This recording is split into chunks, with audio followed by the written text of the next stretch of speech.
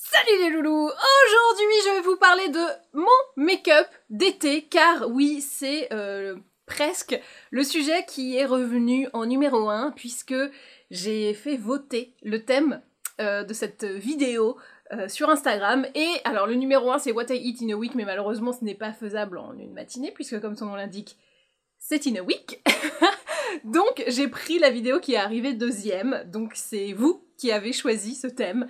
Maquillage d'été et je vais vous faire aussi routine un peu soin juste avant pour que ce soit complètement complet. Donc le maquillage d'été est pas foufou parce que moi comme je transpire comme un bœuf je fais pas des trucs de dingue parce que je sais que ça ne va pas tenir donc ça ne sert à rien et surtout je fais quelque chose qui, je sais, va mal vieillir, donc, tu vois, tout ce qui est make-up très chargé des yeux et tout, bah j'évite, parce que je sais que si je mets du noir là, ça va se retrouver là, et c'est pas beau, ça... Enfin, voilà, bref.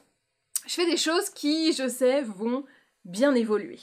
Je vais commencer avec la routine, donc, comme d'habitude, petite lotion, alors là, c'est la Here We Glow de Nuskin en ce moment, je vous mets tous les liens en barre, ne vous inquiétez pas, et ensuite... En ce moment, j'utilise le sérum niacinamide 10. Je crois que c'est comme ça qu'il s'appelle, et je crois que le point ne va jamais se faire. Voilà. Niacinamide 10 de La Roche-Posay. Alors pourquoi est-ce que je fais ça? Pour moi, c'est un ingrédient que je vais pas reprononcer parce que c'est dur. Qui est hyper bien en post-vacances pour plusieurs raisons. Alors moi perso, je l'utilise parce que vous savez que j'ai eu des petits soucis de boutons, etc. Là, ça s'est vraiment bien calmé, j'ai plus grand chose. J'ai juste les marques rouges, tu vois? Petites marques rouges que les boutons m'ont laissé. Il n'y a plus de volume, il n'y a plus de sébum dedans, mais il y a les marques rouges. Et donc pour venir à bout de cette hyperpigmentation, la niacinamide, c'est hyper bien. Vous pouvez aussi l'utiliser post-vacances, et c'est pour ça que je vous en parle dans cette vidéo, pour tout ce qui est taches de soleil, si par exemple vous avez eu comme un masque de grossesse ou carrément un masque de grossesse, mais si vous voyez des fois on a des petites plaques d'hyperpigmentation liées au soleil, même si on a mis un SPF 50, bah ça peut arriver, et on se dit mais merde comment je vais rattraper ça? Niacinamide. Voilà comment vous allez rattraper ça. Donc moi je l'aime bien parce que c'est un sérum qui est assez fondant, assez lacté. Après, si vous n'aimez pas cette formule, il y a d'autres sérums à la niacinamide qui existent, notamment chez Paula's Choice, il y en a un qui est dans la gamme des Boosts, qui est plus fin. Donc si vous voulez des choses moins onctueuses, bon là, moi je trouve ça cool que ce soit onctueux, parce qu'en même temps ça hydrate un peu. Bah, voilà, vous avez d'autres marques qui en proposent, c'est pas que chez La Roche-Posay, mais celui de La Roche-Posay est très bien et très agréable à utiliser. Ça va aussi jouer sur tout ce qui est rides et ridules, voilà. Et ça n'agit pas trop sur les boutons, mais peut-être sur les pores, ça, il n'y a pas eu trop d'études dessus, mais les scientifiques ont un doute, ils disent « Ah, peut-être que ça marche aussi sur les pores », voilà. Mais en tout cas, ce qui est sûr, c'est que ça marche très bien sur les décolorations, taches pigmentaires, tout ça, et aussi la ride, la ridule. Évidemment, je mets toujours un SPF 50, même si je vais pas à la plage, hein, moi c'est SPF 50 quoi qu'il. C'est un peu le secret de la jeunesse de ma peau. Non mais je comprends pas les gens qui mettent... On le dit, je comprends pas quand les gens me disent « Oh non mais moi je mets pas de SPF, j'en ai pas besoin, je suis déjà bronzée. » Oh mon dieu. Alors ça, le « je suis déjà bronzée, je mets pas de crème solaire », mon dieu. La crème solaire c'est pas pour le bronzage, hein, c'est pas pour ne pas cramer pour ensuite être bronzé, non, c'est pour tous les dommages que ça va créer dans la peau, et tout le vieillissement prématuré, et toutes les choses qui sont vraiment pas cool. Donc, pour moi, le SPF, c'est juste l'indispensable. C'est comme boire de l'eau, quoi. C'est l'été, SPF, boire de l'eau. C'est les deux trucs essentiels. Et même si t'es bronzé, tu mets quand même un SPF, parce que ça va te protéger de plein d'autres choses. La brûlure, c'est vraiment pas notre plus gros souci, en fait. Si vous avez l'occasion, je vous invite à faire un test de peau pour voir les dommages déjà causés sur votre peau par le soleil. Moi j'ai mis c'est un truc... Alors avant ça se faisait au Derma Center de L'Oréal, mais ça n'existe plus, mais je pense que la machine existe encore et elle est trouvable, je pense, chez SkinCeuticals. Vous mettez la tête dans une boîte, ça vous analyse tout, et puis ça voit les taches sous-cutanées que le soleil a fait. Et qui donc sont susceptibles d'apparaître un jour. Et là tu fais... Ah oui, d'accord. Bon, bah non, hein. Et surtout, avec cette machine, donc ils prennent une photo et tout, et ils ont une projection de toi dans 10 ans, donc ta peau dans 10 ans, si tu ne fais rien. Et là, tu fais... Ah oui, d'accord. Et ça te fait bien flipper, et donc tu mets du SPF. Depuis ça, je pense que ça devrait être un test obligatoire, comme ça, tout le monde mettrait un SPF, et les peaux seraient bien plus belles. Pour le teint, en ce moment, je jongle entre plusieurs fonds de teint, plusieurs bébés crèmes, etc.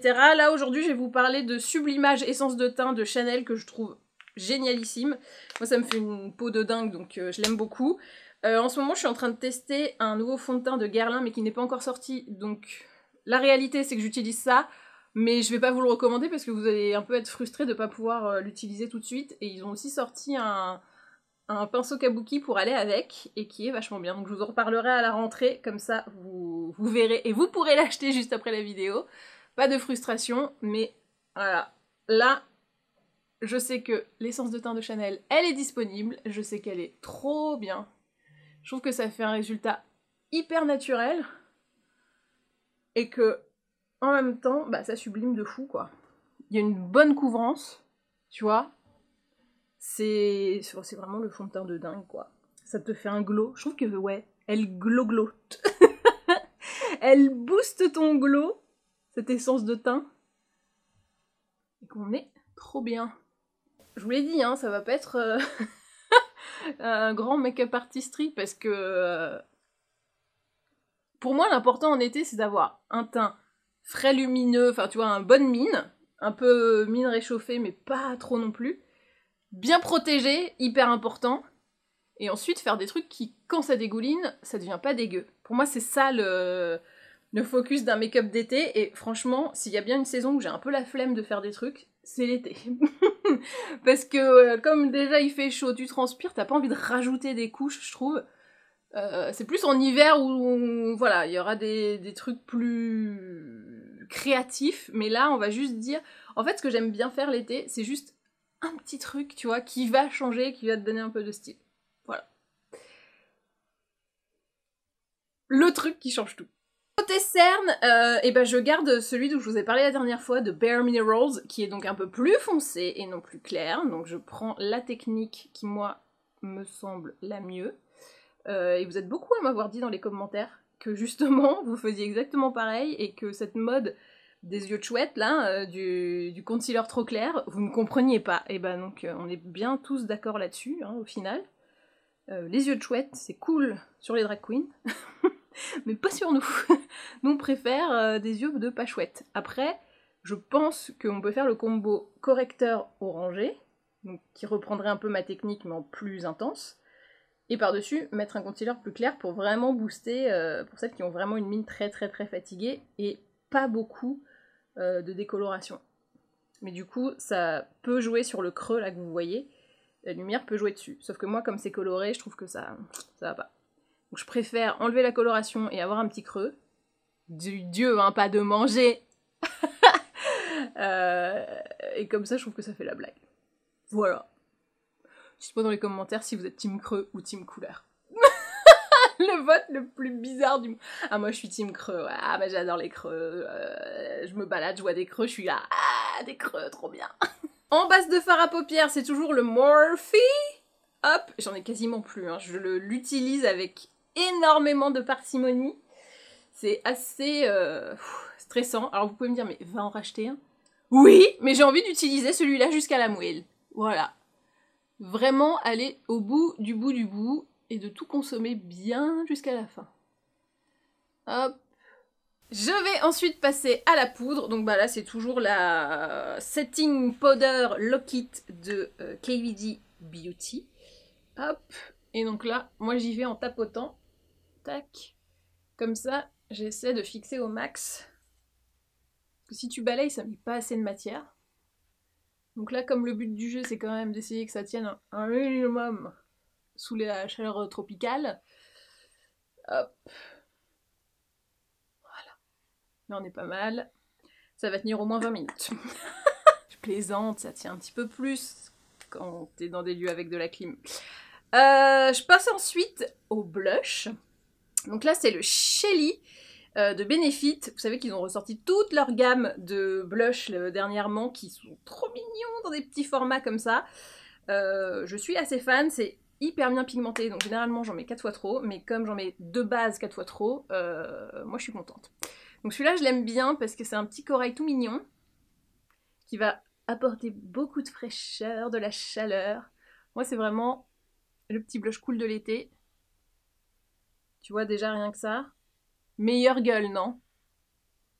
Je mets pas de poudre de soleil perso, donc je me fais plus un truc comme ça, un triple de blush, un blushing. Je fais pas un contouring, je fais un blushing, exactement. J'invente des mots, ça y est. Et Magali Bertin inventa le blushing, le contouring, mais avec du blush. Je crois que ça existe déjà, mais bon bref. Donc plutôt que de juste faire un truc... un contouring, machin, avec de la poudre de soleil que je trouve un peu lourd et un peu trop net et défini. Je préfère faire un truc comme ça, un peu à l'arrache, mais tout en préservant les zones, mais tu vois, en étant un peu plus diffus, mais avec des rappels couleurs un peu partout. Ouais, putain, je fais un blushing, en fait. C'est ouf. Hop, on n'oublie pas le nez, le front, le machin, tac.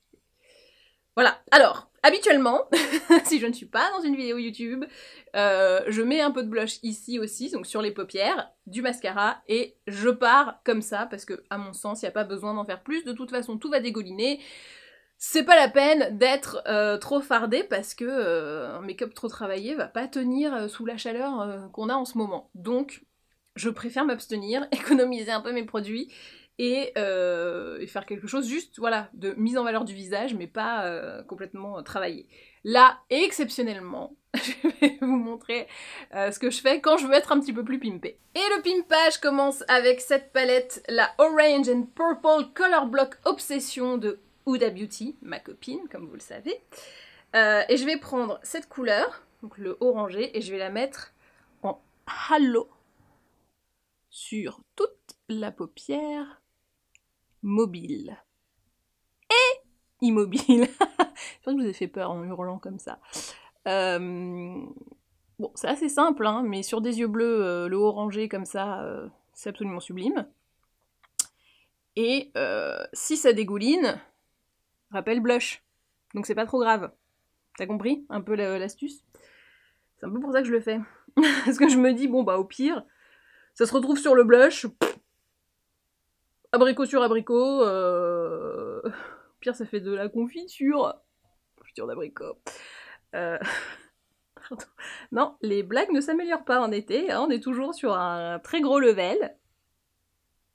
Mais que vous le vouliez ou non, c'est ça que vous aimez. Hop, donc je le mets en haut, je ne mets pas en bas, pour les raisons évoquées précédemment, de dégoulinage potentiel. Hop, ensuite, je prends cette petite couleur, donc qui est la pailletasse orange, et tac. Je commence sur le coin interne, et tu vois, je fais un petit dégradé comme ça, sympatoche, juste histoire d'apporter un petit coup d'éclat sur la paupière. Alors, c'est un peu dur de viser, si vous avez des gros doigts, bah bon chance, hein. Hop, bon du coup ça en met aussi un petit peu en dessous, j'ai envie de vous dire, au moins ça habille un peu le dessous. Hop. Hop là, très vite fait. Hein.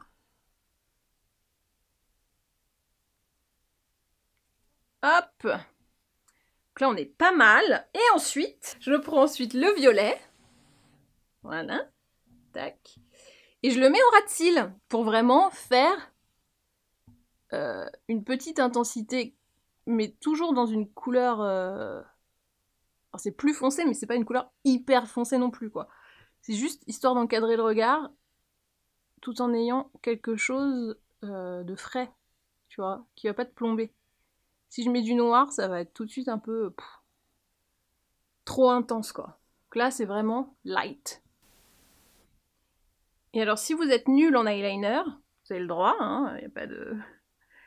Mais que, surtout, pour moi, vous voulez appliquer un fard en eyeliner de manière intense et d'avoir une vraie couleur, je vous conseille soit de mouiller un petit peu avant le pinceau, soit de faire comme moi, pas en traçant un trait, mais en tapotant. Et du coup, ça permet, pour ceux qui sont pas très doués, ou qui débutent, d'avoir un appui, c'est-à-dire que hop, tu te mets sur les cils, hop, tu vois, tu suis la longueur du cil, et tu vas vers la racine. Comme ça, t'es sûr de suivre le bon angle et de pas en foutre partout. Et pour celles qui sont douées, mais qui veulent de l'intensité, et ben ça te permet, tu vois, d'aller en reprendre, en remettre, en reprendre, en remettre, et d'avoir une vraie ligne dense. Et je danse, oui je danse, elle n'a plus qu'à rester dans le temps. Oui, c'était Love Amour, non? Mettez-vous aussi vos refs vintage en commentaire.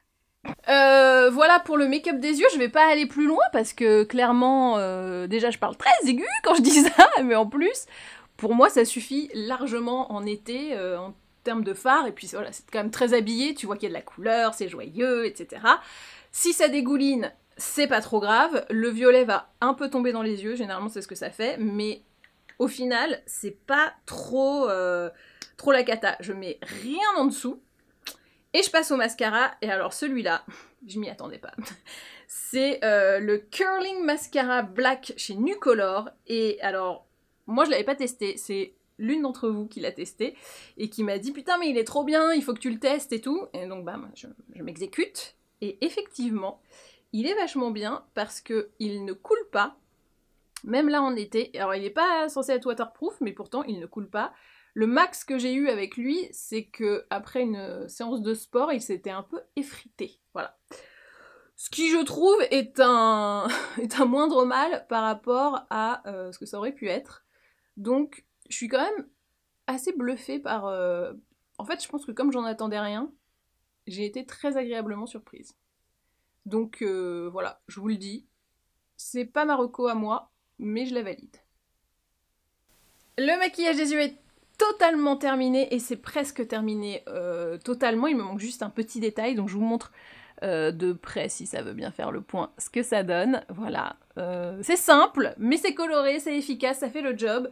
Je trouve que ça met en valeur le visage, ça réchauffe quand même le teint. Et en même temps, si ça se fait la malle, et ben c'est pas trop grave, ça va être facile à rattraper au doigt dans les toilettes. La touche finale, ça va être le Original Lip Luxe de Coola. Donc en fait, c'est un stick pour les lèvres avec un SPF 30 si je ne m'abuse. Parce que s'il y a bien une partie du corps qu'on néglige quand on met de la crème solaire, c'est la bouche. Mais pardon, mais le vieillissement cutané sur la bouche, bah ça agit également. Et si on met des choses, je pense à des glosses, des choses comme ça, moi j'ai un peu peur que ça fasse effet loupe et que ça endommage encore plus. Donc moi l'été, je mets un baume à lèvres avec un SPF, et je suis en train de me dire qu'il va falloir que je le mette encore plus souvent maintenant, parce que au final, bah ça vieillit pareil quoi, c'est pas parce que c'est la bouche que ça ne vieillit pas. Donc le SPF est logique. Et voici donc le look final. C'est donc ce que vous avez demandé, un petit maquillage d'été. Bah écoutez, je pense que c'est estival, je pense que c'est sympatoche, et j'espère que ça vous plaît. Moi ce que j'aime bien, c'est voilà, avoir de la couleur, mais que ça soit très simple pour éviter les catas et Christophe Licata. J'adore Christophe Licata en plus. Voilà, je ne sais pas quoi vous dire d'autre sur ce make-up, à part que mettez des SPF, c'est important. Et voilà. Et ben voilà, cette vidéo est maintenant terminée, j'espère qu'elle vous a plu. N'hésitez pas à vous abonner, n'hésitez pas à me dire dans les commentaires, vous, c'est quoi un peu votre make-up d'été signature, et c'est quoi les choses sur lesquelles vous êtes intransigeante. C'est surtout ça qui est important. Moi, c'est le SPF. Ça, on est intransigeant sur le SPF. Peut-être que vous avez d'autres trucs. Ça serait rigolo de voir ça. Peut-être le mascara waterproof, des choses comme ça. Et ben voilà. Et ben maintenant, à vous de jouer.